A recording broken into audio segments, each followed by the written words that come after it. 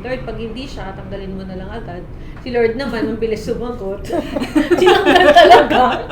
Ganun lang. Siya lang talaga yung kayang yumakap sa isang tao despite of everything that you've done. Sabi ko, Lord, if this is really your direction in my life, yung pain ko, gamitin mo para lalo kitang mapaglingkuran. Masarap naman talaga na may kausap ka, ipafeel sa'yo na kasi Bibigyan ka ng bulaklak. bigyan kang bulaklak sa birthday Padadalan mo. ka ng pagkain. sorry. Dumating kami sa decision na okay, maghihintay siya. After a few months, bigla nang merong iba. Am I not worth waiting for? Yan, oo. Ano bang kulang sa akin? Ba't hindi mo ako hinintay ganun? Huwag kayong bitaw ng pangako talaga. Guys, be accountable. Ano mang sabihin nyo, hindi nyo alam kung gaano kalaki yung effect ng mga pinagsasabi nyo. May nag-promise sa akin na hintayin niya ako. Sabi niya hintayin niya ako kasi college pa lang noon. And ang rule talaga ng magulang namin is to not enter into a relationship hanggang makagraduate, hanggang maging stable. And so I honored that. At tayo ding mga babae, maging seryoso tayo sa pag-pursue kay Lord. Hindi tayo pwedeng mag-demand sa lalaki nang wala tayo. So if we are looking for a man who is seriously pursuing Christ, we ourselves as a woman has to pursue Christ seriously.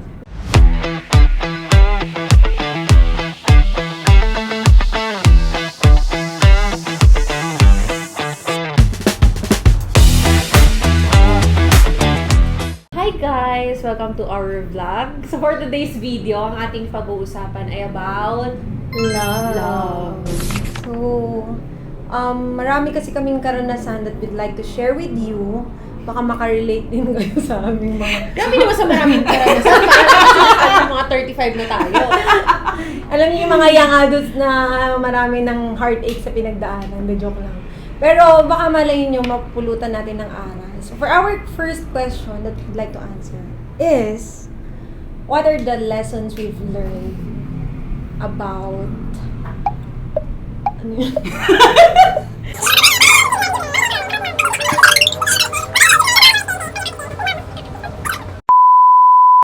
For our first question, guys, what are the lessons you've learned from your past experiences with love?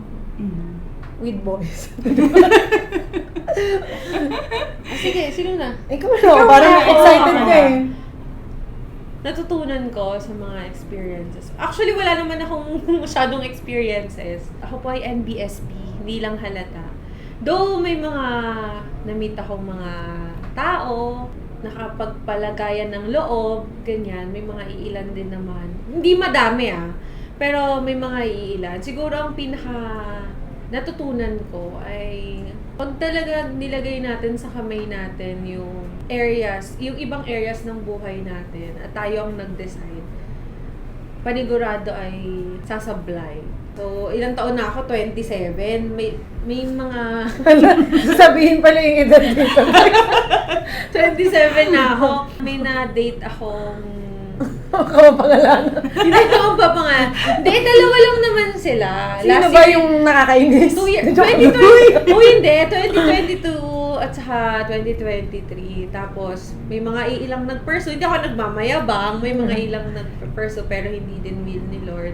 Pero yun nga, nung mga experiences ko na yun ay talagang masasabi ko naman na hindi siya bunga ng panalangin. Bunga ng kagustuhan. Na magkaroon na ng bunga ng pagpili. bunga na siya ng parang kagustuhan lang na may special someone. Ayun, hindi din naman nag-prosper kasi hindi will ni Lord. Lagi kong tinatanong kay Lord, Lord, pag hindi siya, tanggalin mo na lang agad. Si Lord naman, ang bilis sumagot. Tinanggal talaga. Ganun lang. Bakit ganun na yung ibang gusto ko, hindi mo naman. Pag agad-agad, joke na. Pag ang bilis. Pero yun siguro yung pinaka natutunan ko na pag tayo talaga yung nag-decide, tapos hindi natin kinonsult si Lord. May mga bagay na pahihintulutan talaga dahil kagustuhan natin. Pero sa experience ko, kahit gaano ko kagusto na parang magkaroon na ng special someone, hindi rin inalaw ni Lord dahil siguro hindi naman talaga niya will yun yung mga taong dumaan. Siguro nakita ni Lord na hindi pa din naman talaga ako ready na pumasok ng mga oras na yun sa relationships. Ayun, dapat talaga magtiwala kay Lord sa timeline niya. At huwag ipilit. Huwag ipilit, mahirap pag pinipilit. Tama yung sinabi ni ate, papayagan ng Diyos. Pero alam mo na hindi yun yung God's best. Oo. Sa yaman. Pinayagan, kasi parang gusto na natin hindi na Mm. natin kinonsult sila. Lahat naman pwede kasi. Pero hindi lahat will ni Lord. So, sa yaman ng biyaya at kahabagan ng Diyos, sige. Pero alam natin sa heart natin na meron pa na nakalaan. Ay, dapat pag ano, papakilala ha. Kung ano ba. Uy! Siya kasi daw nakailan eh. Naman.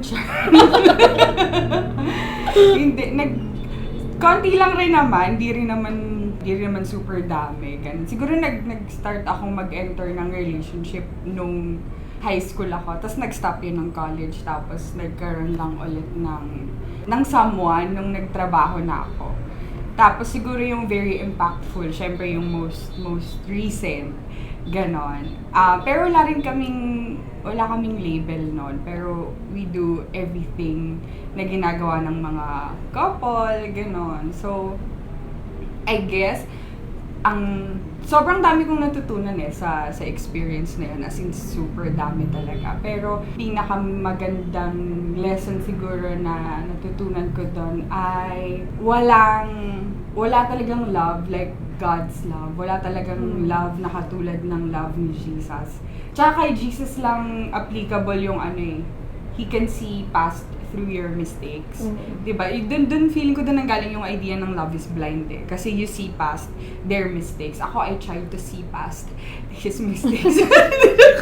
Nice try! Hindi ko sinasabing ang perfect ko dun sa quote-unquote relationship na yun Pero parang sobrang tayong mga tao kasi very lacking tayong mga tao, very kulang. So as much as we want to try to embrace yung imperfections ng isang tao, hindi talaga tayo capable. So kung hindi si Jesus ang center ng relationship na yon, it's really doomed. Ganon. So yun yung natutunan ko doon, and tinuro sa akin ni Lord na siya lang talaga yung kayang yumakap sa isang tao despite of everything that you've done. Pero ang hirap talaga pag hindi naman involved si Lord. Parang kahit na hindi lang sa pag-ibig, pero sa lahat ng areas ng buhay, when God is not involved.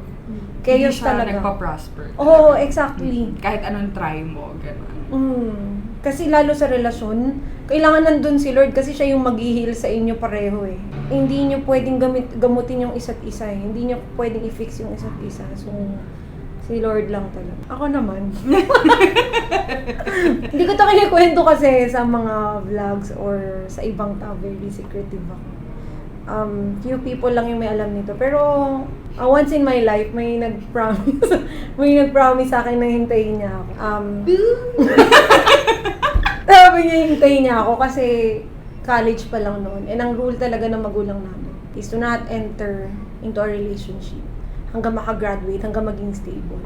And so I honored that. Sabi ko yun sa guy, kung gusto mo talaga ako i-pursue, you have to honor my parents' decision. You have to honor my principle na I date to marry, I date only when I'm ready.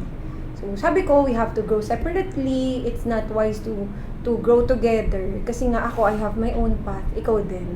And so, nung nag-usap kami ng masinsinan nun, at dumating kami sa decision na okay, maghihintay siya. After a few months, bigla nang merong iba. So, Sakit, guys. hindi, pero siguro I try to be strong. Pero deep within, may question ka sa sarili mo na, what's with me? Ba't di mo ko hinintay? It's not you. Oo. Ayan, na-learn ko yan na hindi naman tungkol yun sa akin. Pero syempre, as a young lady, mapapaisip kayo na hindi ba... Am I not worth waiting for? Yan, oo. Ano bang kulang sa akin? Ba't hindi mo ko hinintay ganun? So parang dun ko hinanap yung identity ko. Pero ang maganda dun ay hindi ko pinatagal yung sarili ko sa ganung sitwasyon.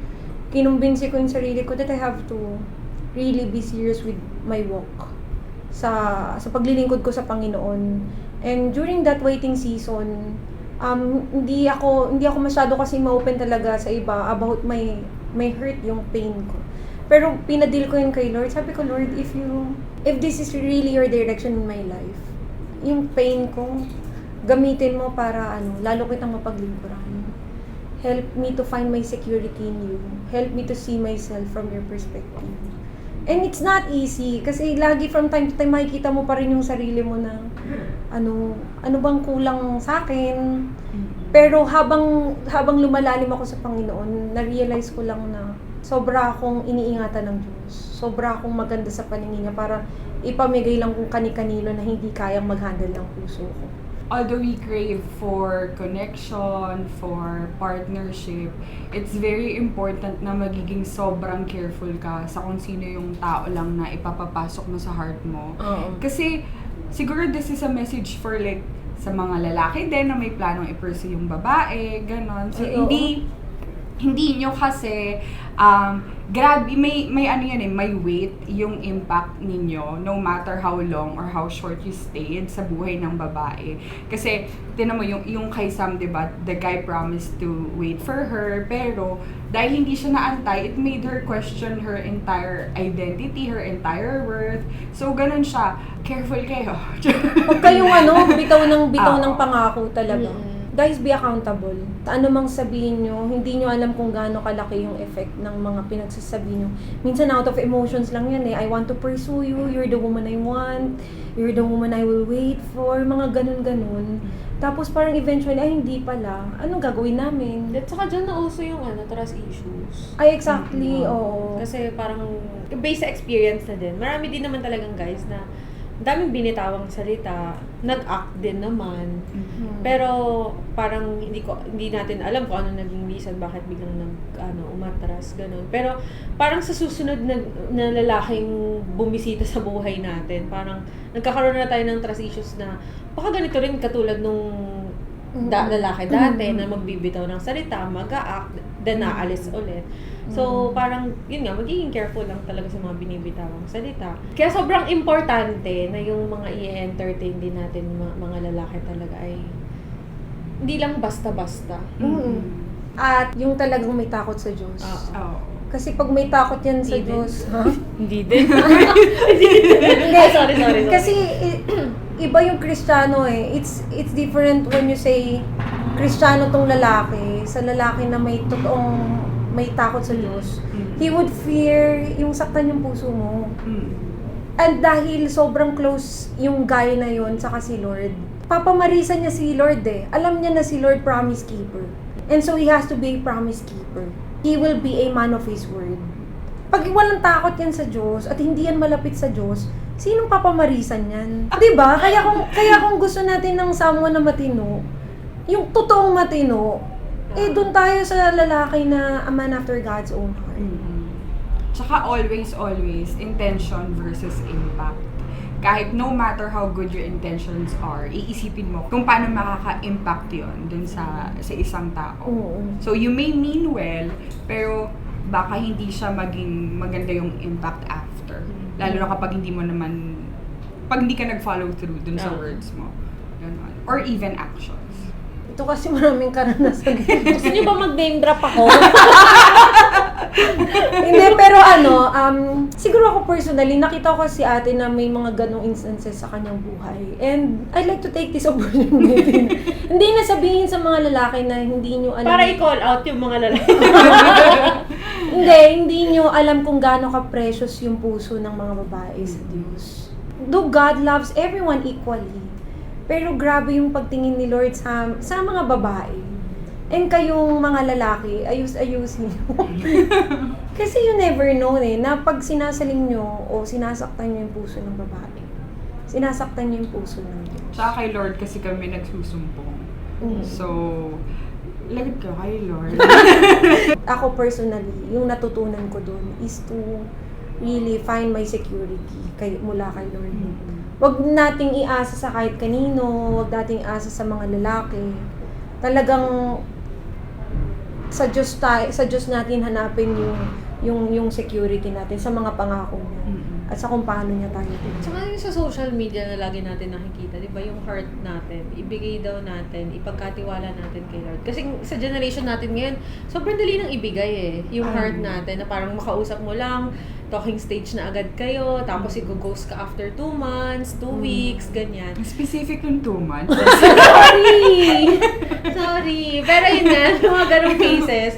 So parang sinasabi sa social media, parang may isang post doon na ibigay daw natin yung heart natin kay Lord to the point na kapag may guy na gustong i-pursue tayo, ang kailangan niya munang isik ay si Lord. Mm-mm. Kailangan si Lord muna i-pursue niya para si Lord yung magbibigay ng heart natin dun sa lalaki.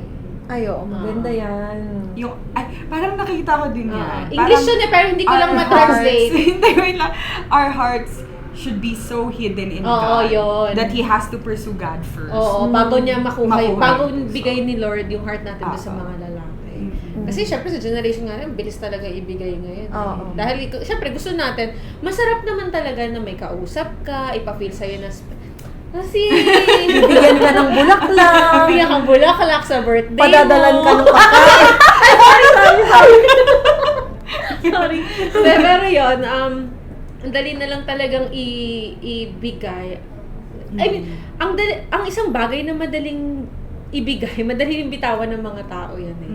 So pag pinaghirapan nila kay Lord yan, kailangan si Lord muna yung person nila bago nila makuha yung mga puso nila. At tayo ding mga babae, maging seryoso tayo sa pag-pursue kay Lord. Hindi tayo pwedeng mag-demand sa lalaki nang wala tayo. So if we are looking for a man who is seriously pursuing Christ, we ourselves as a woman has to pursue Christ seriously. At saka sinasabi natin, gusto natin ng God's best, pero tayo ba ay pinaprepare na ba ni Lord? Tayo na ba, gusto natin ng right guy for us, pero tayo ba ay right woman na ba para sa kanila? So parang kailangan sabay din talaga. Sabay. So yan Na yung... hindi natin nagawa, no?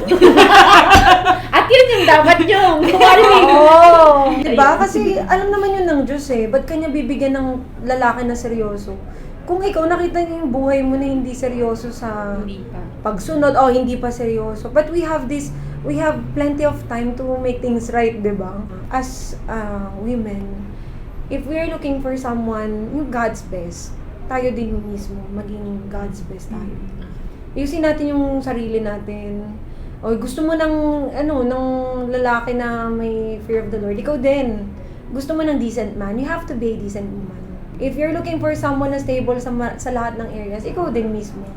So, ang magandang gawin sa waiting season, mga kapatid, hindi hanapin yung mga lalaki. Ayusin natin yung sarili natin. We can only be hidden in God kapag inaalaw natin sa Lord to actually protect us. And God can only protect us kapag feeling ko, umabot din ako sa life ko no na yung talagang nasaktan ako ng sobra. Kasi, malayo ako kay Lord. Nilayo ko yung sarili ko kay Lord. And so, He wasn't able to protect me. So, if you let God protect you, He will lead a man to you who will also protect your heart the same way that He did. Parang gano'n. Ay, ang ganda niyan. Para sa second question. relatable to sa ating tatlo kasi we've been waiting for how many years? 28 years. 7! And hindi biro ang maghintay eh. Siguro ginagawa na lang namin katatawanan pag tinatanong kami ng ibang tao, kailan ba kayong kasawa? Wala pa ba? Oo, wala pa ba? Ano plano nyo? 'Di ba? Parang nakaka-pressure and sometimes di lang namin maamin pero nakaka-frustrate. Kasi sino ba may ayaw, 'di ba? Na meron nang dumating and would make us feel na ganito pala magmahal si Lord in human form, yung ganon. This is how it feels to be pursued. And so, mga kapatid, pag-usapan natin yung paghihintay. Marami ding naghihintay katulad natin eh. Ano ba yung masasabi nyo sa kanila? Ano yung mga advice nyo or mensahe nyo that you think will help them while waiting? Baka kasi sabihin yung papangit. May mga nanliligaw na. May mga nag-try naman mag-pursue. Nagkataon lang talaga na sabi ni Lord, hindi pa namin time. Baka lang kasi sabihin niyo, papangit nyo kasi. Siguro sa waiting season natin, dapat talaga nating gawin while waiting is to really, mas lumalim tayo kay Lord. Kung maghihintay ka, talagang may kabuluhan.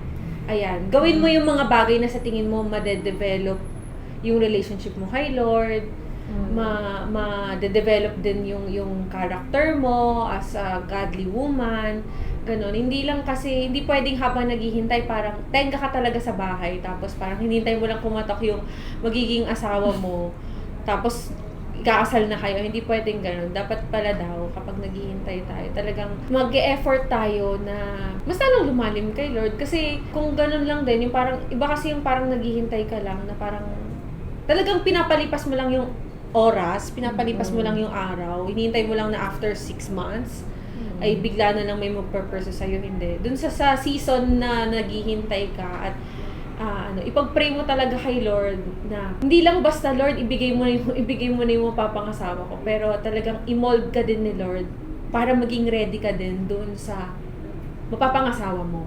Ayun, maging right ka din, maging suitable helpmate ka talaga doon sa mapapangasawa mo. So, ayun yung isa sa mga talagang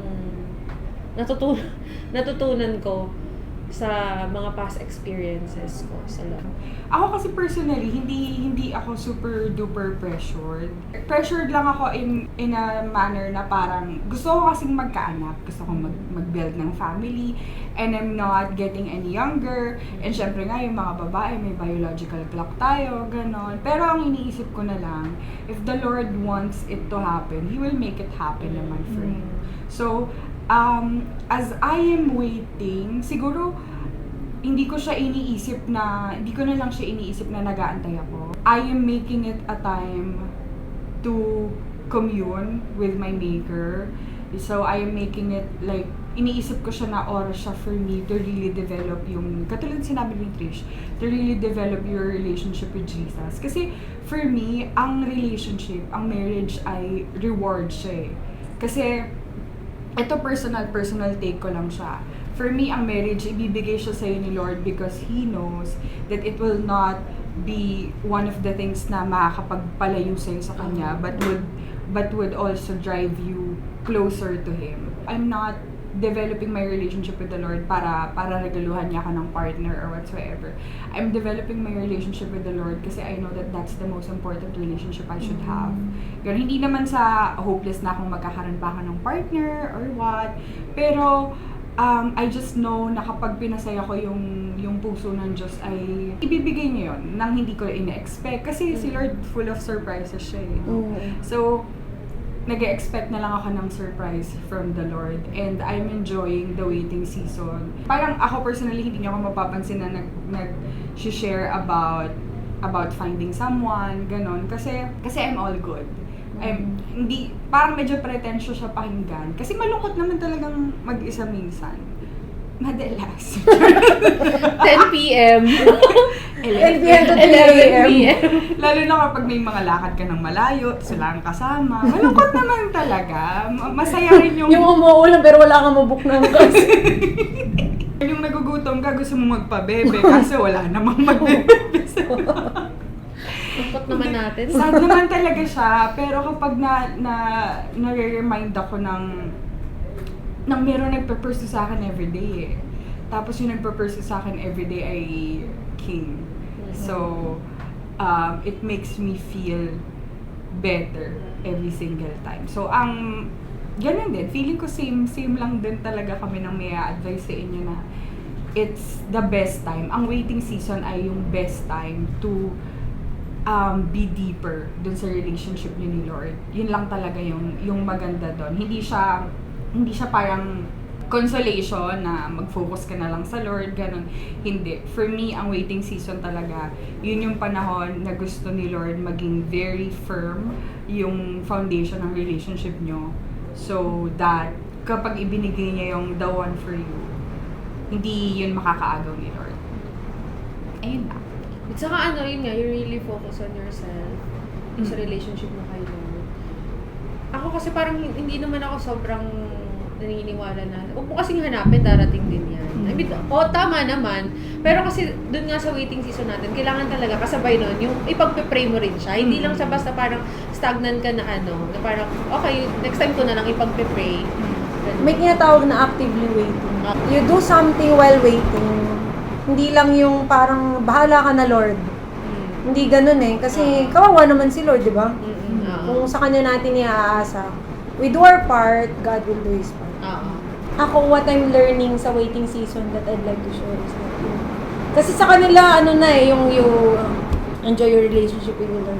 Siguro ako, I'm learning to enjoy my own company. I'm learning to enjoy myself sa season na ito. Ang goal ko kasi yung maging masaya ako kahit walang kahit sino.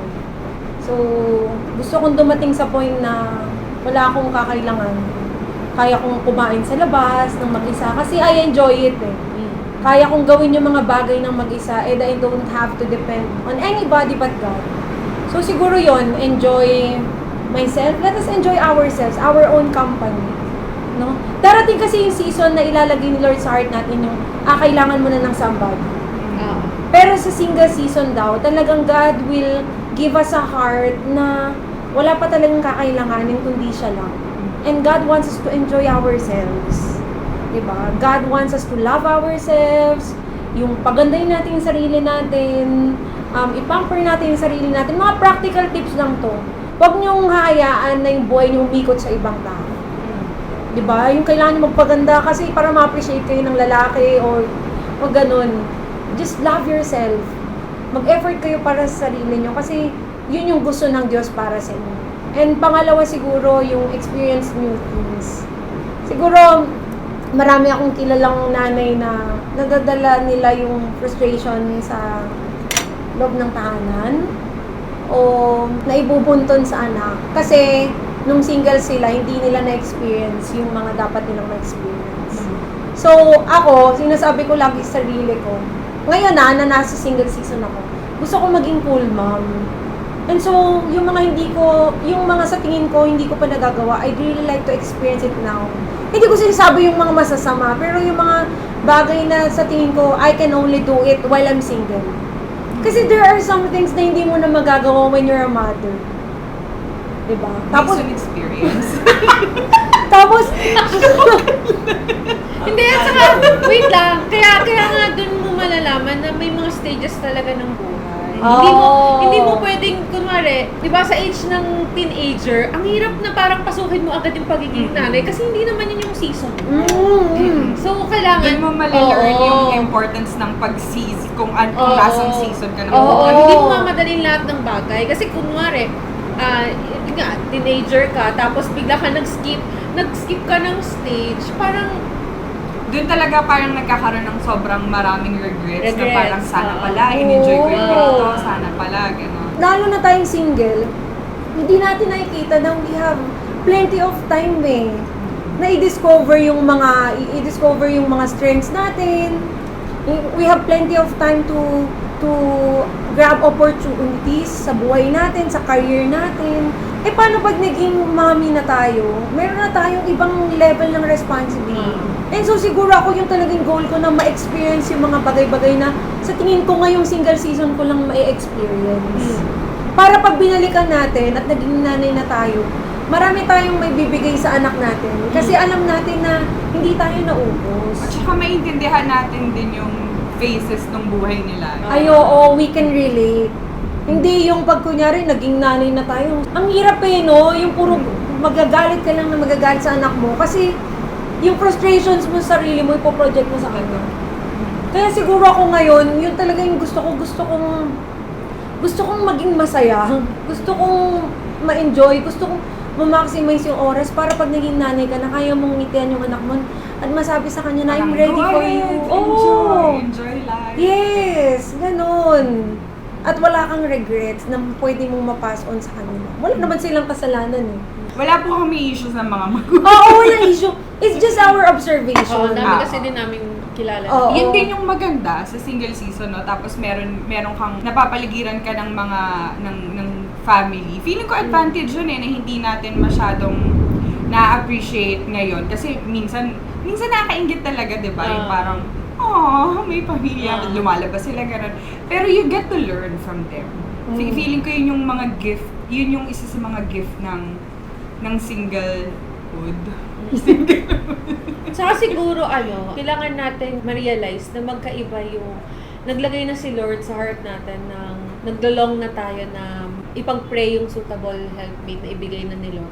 Doon sa gusto lang natin ng someone para i-validate yung worth natin. May mga ganun kasi. Minsan kasi we just feel lonely eh. Oo, yun, oo. Na parang gusto, yung iba naman, i-validate lang na tayo, na ang gaganda, di ba? Or yung popogi, kaya gustong may someone para lang laging, iba yon dun sa naglagay na si Lord sa heart natin, na parang maglong na tayo na may someone tayo. At ipag-pray talaga na Tatlo kasi yun, guys. Enjoy, experience, saka you entrust your heart to the Lord. So, yun yung pinaka nakatulong sa akin. Kasi akala siguro ng ibang tao, bato ako, wala akong nararamdaman. may kabato.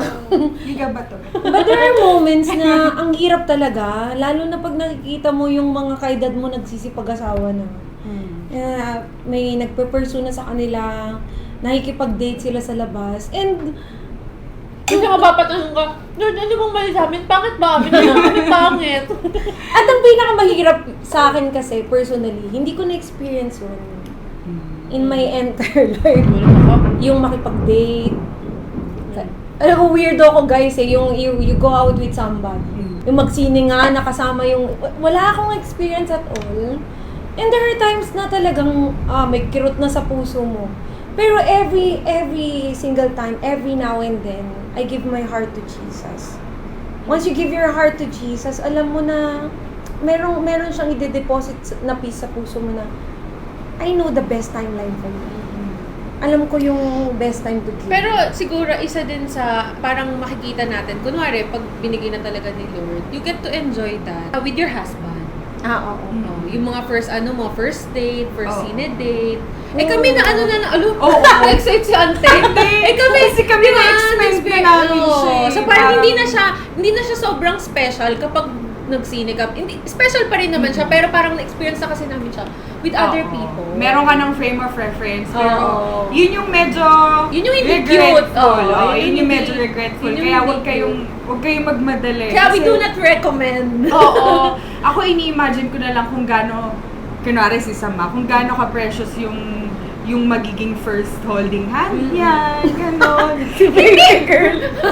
Uy, hindi, pero ang cute din naman talaga ng ganun kasi. Oo, kasi parang iba talaga siguro iba talaga yung mafe-feel mo. Tapos kakabahan ka sa loob ng sine. Ito ba yung... hindi nga. First Talaga, time kasi. alam niyo, weird talaga, pero hindi ko talaga kayang pumasok sa sinehan, guys. Pero yun nga siguro yung beauty talaga kapag marunong maghintay at alam mo talaga yun yung regalo sa'yo ni Lord. Tapos parang you get to experience those first things with your husband. Tsaka pag alam mo regalo sa'yo ni Lord, wala ka kasing fear sa heart mo na mag-e-end to eh. Ganon. Kasi alam mong ipagpa-prosper ni Lord yung relationship mo. Eh, with our experiences, alam mo yun, masaya siya for a while, pero may fear ka pa din sa heart mo eh. Ganun malambot na hindi mo Ayun! Ano yung message nyo sa inyong mga suitable helpmate? Ay, future suitable helpmate. Malay nyo mapanood nila ito pag Ako siguro ang message ko sa'yo, kung darating ka man, kung totoo ka man. kung nalikha ka na. Hoy! Joke lang! Maabot sa ganyang punto. Siguro ang message ko lang I would like to thank Him for accepting me. Ganon, gusto ko yan. despite of my past, ganon, yung lahat ng pinagdaanan ko, magiging nothing for Him. Kasi ang mahalaga sa Kanya ay yung present namin and future. So, thank you for accepting me, and thank you for pursuing Jesus first before you pursue me. So, yun lang. Kasi palakpak. Wala pa. Siguro ang gusto ko munang sabihin ay sorry dahil yung ibibigay ko sa yung heart ay parang broken pieces na pinagtagpi-tagpi na lang ulit. Ba't iiyak ka, te? Hindi ako iiyak. Ba't Kaya ako mo din, iiyak? gusto ko mag-sorry. Sorry, hindi kita naantay ah. Hindi, pero kasi, di ba, ang dami ng dumaan. Nag-cause yun ng parang nag-shatter yung heart, broke into broken pieces, pero pinagtakpi-takpi ulit ni Lord, binuo niya ulit. Tapos, ayun, salamat dahil, yun nga, tatanggapin niya talaga eh. Kasi kung wala naman siyang choice, kung ako naman yung mapapangasawa niya eh, tatanggapin niya yun. Pero, thank you dahil alam ko naman na kung ikaw ang suitable helpmate ko, ay alam ko pinag-pray mo talaga kay Lord. Pinag-pray naman natin kay Lord. At talagang hinayaan natin na i-mold niya muna tayo para pagtagpuin tayo dun sa almost best natin, state. Best state na ba yon? Hindi pa naman eh. Ibig sabihin nyo lang, parang we are, better version. Siguro ako naman,